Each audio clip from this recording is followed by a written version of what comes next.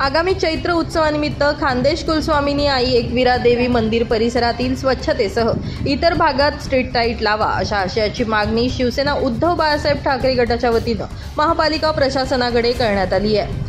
पुढच्या महिन्यात चैत्र उत्सव साजरा होणार असून आई एकविरा देवी मंदिर आणि त्यालगतचा जुने धुळे आणि आई एकविरा देवी मंदिर जोडणाऱ्या दोन्ही बाजू नदीकडच्या भागात सुविधा पुरवण्यासह स्वच्छता करणं गरजेचं आहे। जुने धुळे येथील नदी पुलावरचे स्ट्रीट लाईट बंद पडले असून ते तातडीनं चालू करा। मंदिर परिसरासह नदीपात्राची देखील स्वच्छता करण्यात यावी अशा मागणीचं निवेदन शिवसेनेच्या वतीनं मनपा प्रशासनाला देण्यात आले।